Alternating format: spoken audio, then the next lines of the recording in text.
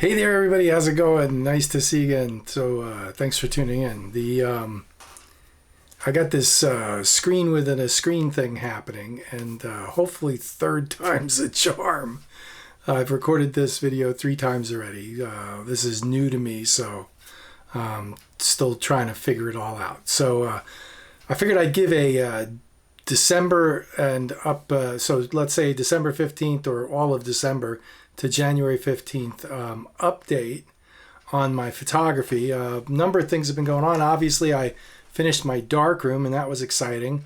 Interestingly, I'm not so excited about doing darkroom work as I was, but the darkroom helped me tune in my digital printing, which is a really big deal.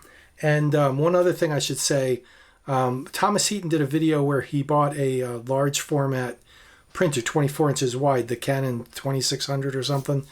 And what was interesting in that video is he was talking about soft proofing and hard proofing. I have a calibrated monitor. I've never really soft proofed, it always felt to me like the differences between the backlit image and the reflected image was going to be a gulf that's too far, that it really doesn't make that big of a difference. What it looks like on the screen, you have to print it to see what it's going to look like reflected. As long as the colors are close and the shading is close, there's a gap between what you see on the screen and what a reflected print's going to look like. And that's what Thomas Heaton, he did something interesting. He, which I guess I probably could do it on this printer, but it's a lot easier on a printer with roll film.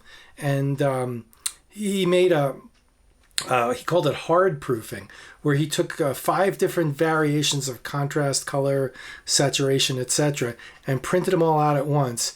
He dialed it in on the screen as close as he could get it, but then he printed out 5 images at once in a strip, that like 5x7s, to compare which he liked best.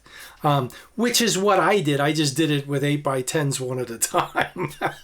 So same kind of a deal.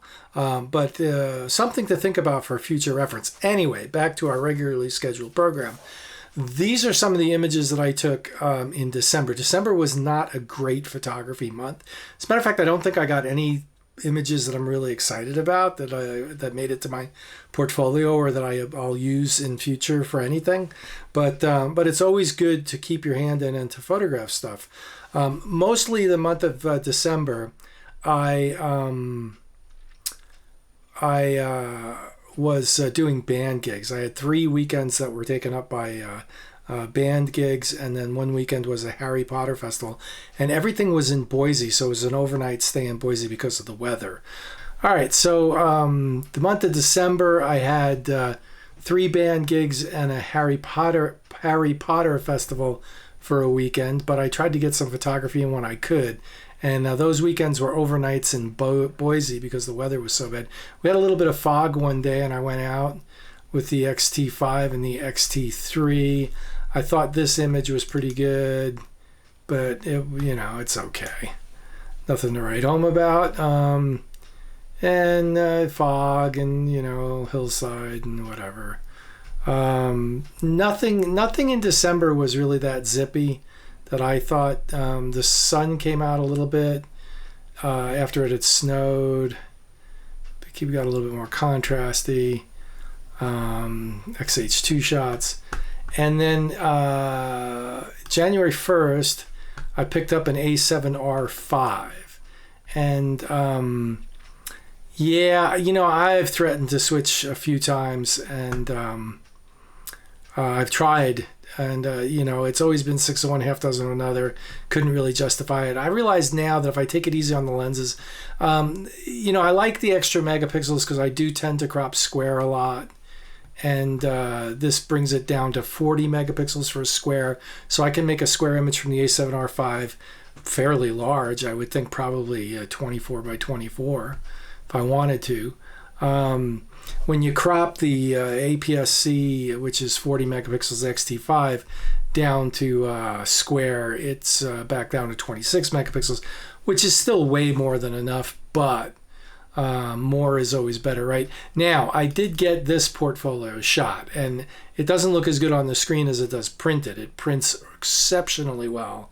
I'm very pleased with it. It's one of the ones that I processed after I dialed in my black and white work from the darkroom images that I had done. And this is a portfolio shot. This is on my website, and this will be one of the calendar pages for my 2026 calendar, which I've already started working on. So that's something to look forward to at the end of 2026. Yeah, because it had snowed, and I went up to the Eagle Cap Wilderness up there and walked around and took some shots. And there it is. And that was all that I did. Really, what is that? That is, so that was the first. And up until the 14th, I haven't done really any other photography. I have the 24-70 f4 Zeiss lens for the Sony, and I really like that lens a lot. I just like the way it handles. It's got that Zeiss look to it. There's more of a 3D effect to the full frame than the APS-C has, and I enjoy that. Do I like the Fuji better or the Sony better? Nah, you get used to the Sony.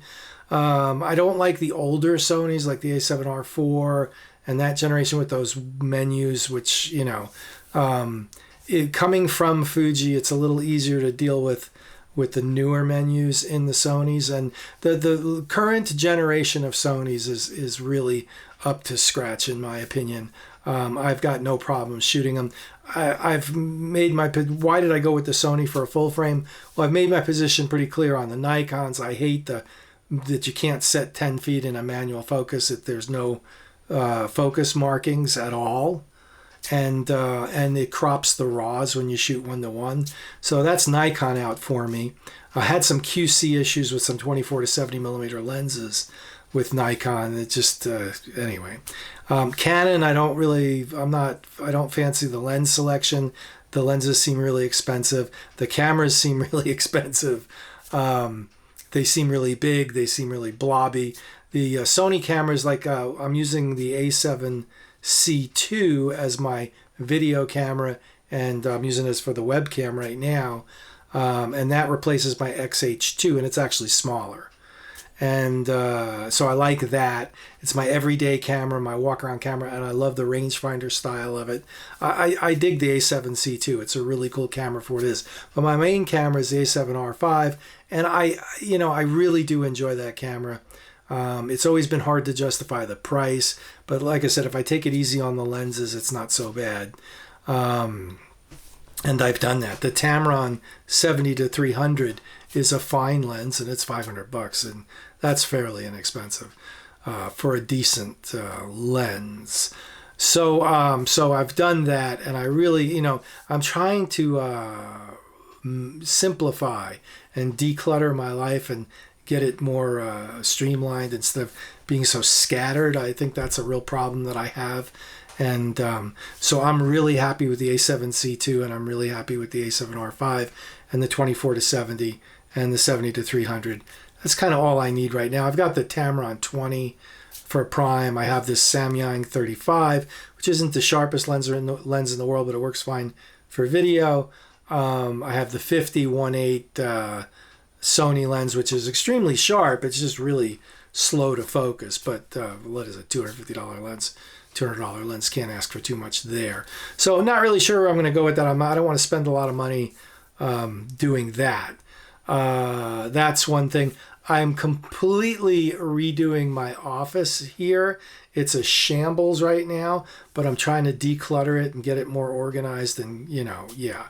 So I've been working on that as well.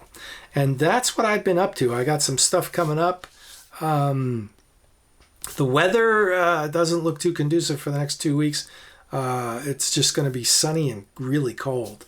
We're going to have 9 degrees at night for a couple of nights this weekend, and then but it's just going to be clear skies for the next 2 weeks. So not sure what I can do with that. Anyway, I just thought I would give you guys an update of what I'm doing. Oh, one other thing that I am doing, and I am working on this. If I go to Pages and File, Open Recent, this is my ebook that I'm working on. So I was supposed to have it done a couple of weeks ago, but that didn't happen because December was way busier than I thought it was going to be. But I'm working on it, and it's mostly there. I've got another day or two to work on it, and hopefully I'll have it out in the next week or so. Fingers crossed. So, but I'm working on it. So there it is. Anyway, thank you so much to my Patreon supporters. You guys are awesome, and I really appreciate it. And it's very helpful. And we'll see you out there. Have a great one. Bye.